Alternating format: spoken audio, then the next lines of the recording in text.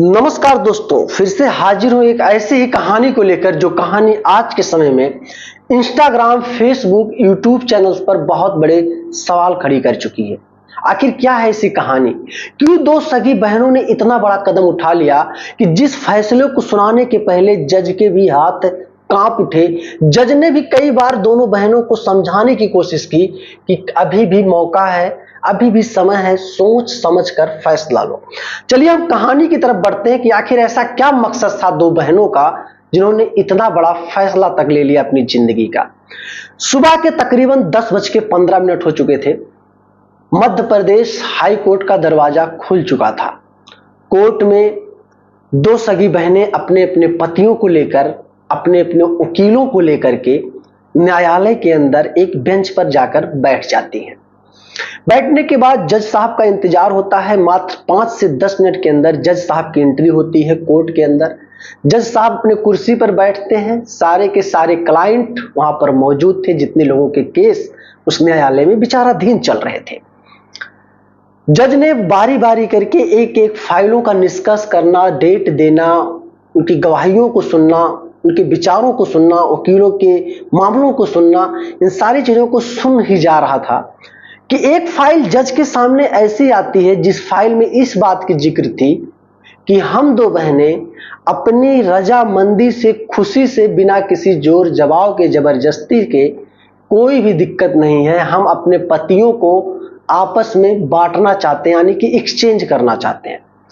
जज ने एक बार अपने चश्मे को उतारा और उतारने के बाद इसको बहुत ध्यान से और बारीकी से पढ़ने की कोशिश की कि कहीं ऐसा तो नहीं कि जज के ही पढ़ने में कोई भूल हो रही हो। जज ने बहुत अच्छे से कई सारे हेडलाइनों को अच्छे से पढ़ा। पढ़ने के बाद उस फाइल को जज ने साइड में रख दिया।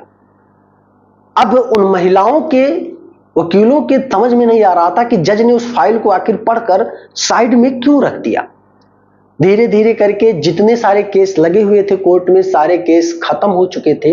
अब बची वही लास्ट वाली फाइल। जितने भी क्लाइंट, जितने भी लोग कोर्ट परिसर के अंदर मौजूद थे, सारे लोग बाहर चले गए। अब उस कोर्ट परिसर के अंदर जज साहब थे, जज साहब के दो असिस्टेंट थे, दो वकील थे और दो पति थे, दो महिलाएं थी।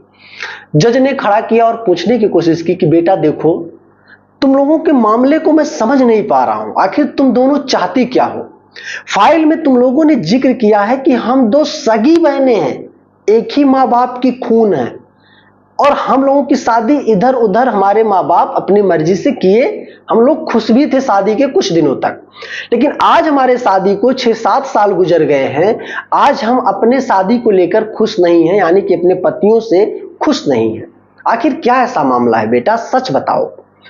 वो दो लड़कियां जज के सामने कुछ बोलना नहीं चाहती थी, बस यही कहती थी, जज साहब हाथ जोड़ के मेरा निवेदन है आपसे, हम लोगों ने जो फैसला लिया है सोच समझ कर लिया है, बस आप उस पे मोहर लगा दीजिए ताकि कोर्ट का एक बढ़िया फैसला हो जाए। भविष्य में हम दोनों में कोई टकराव होता है तो पतियों को लेकर कोई मामला ना फंसने पाए। जज ने कहा बेटा देखो, जब तुम दोनों लोग आपस में रजामंदी और खुशी हो तो मुझे क्या एतराज हो सकता है? मुझे तो फैसला सुनाना है, मैं तो आंख बंद करके कलम चला दूंगा। लेकिन फिर भी हम लोगों ने पढ़ाई की है, हम लोग न्याय के देवता माने जाते हैं। हम लोग यही कोशिश करेंगे कि ज्यादा से ज्यादा कोशिश करेंगे कि किसी का घर ना टूटने पाए, किसी के रिश्ते में दरार ना आने पाए। जज की बातों को सुनने के बाद दोनों लड़कियां, दोनों महिलाएं चुप हो गई। चुप होकर बेंच पे बैठ गई और जज ने कुर्सी से उठने के पहले एक बात दोनों लड़कियों से कहा कि बेटा अभी भी वक्त है, लंच के बाद फिर इसी कोर्ट में मैं मिलूंगा। तुम दोनों लोग अभी 1-1.5 घंटे के अंदर आराम से सोच लो, समझ लो, फैसला तो मैं शाम तक सुना ही दूंगा। दोनों आपस में बैठी रही, दोनों के पतिये भी आपस में बैठे रहे, वकील भी दोनों पक्ष के आपस में बैठकर बातचीत कर ही रहे थे कि धीरे धीरे करके घड़ी की सुई चलती रही और लंच का टाइम समाप्त हो गया। फिर से कोर्ट के अंदर जज साहब की एंट्री होती है। कुर्सी पर जज साहब बैठते हैं और तुरंत उसी फाइल को उठाते हैं और खोलते हैं और दोनों पक्ष के, दोनों महिलाओं के वकीलों को खड़ा करते हैं। दोनों महिलाएं भी खड़ी होती हैं, दोनों के पति भी खड़े होते हैं और जज यही कहते हैं, क्या हुआ, फैसला सुना दूं या तुम लोगों ने कुछ सोचा भी या नहीं? दोनों लड़कियां कहती हैं जज साहब सुना दीजिए फैसला। हम लोगों ने खूब अच्छे से सोच समझ लिया है, हम लोगों ने जो सोचा है वही करेंगे। जज भी तुरंत कलम उठाते हैं और तुरंत दस्तखत कर देते हैं जितने भी उसमें कागजात लगे हुए थे। दस्तखत हुआ नहीं कि दोनों महिलाओं के चेहरे पर खुशी आ गई। उसी कोर्ट परिसर के अंदर आपस में एक दूसरे पतियों को एक्सचेंज कर लेते हैं। एक्सचेंज करने के बाद हाथ में हाथ डालकर कोर्ट परिसर के बाहर निकल जाते हैं। बाहर बाइक खड़ी हुई थी। अपने अपने पतियों को एक्सचेंज करने के बाद अपने अपने घर फिर महिलाएं अपने दूसरे पति के साथ चली जाती हैं। मोहल्ले में पहुंचती हैं, समाज में पहुंचती हैं। लोगों ने तरह तरह के सवाल खड़े करने शुरू कर दिए। सवाल इतना बड़ा हो चुका था कि आज सोशल मीडिया पर यह ट्रेंड कर रहा है। लोगों ने इसको बहुत बड़ा मुद्दा मान लिया है, बहुत बड़ी चीज मान ली है। वहीं एक बहन का तो चुप्पी तब टूट गया जब उसके मोहल्ले के लोग, रिश्तेदार के लोग बहुत ज्यादा ताना मारने तक की कोशिश करने लगे। तो उस बहन ने सीधा कहा, मैं अपने पति से खुश बिल्कुल ही नहीं थी।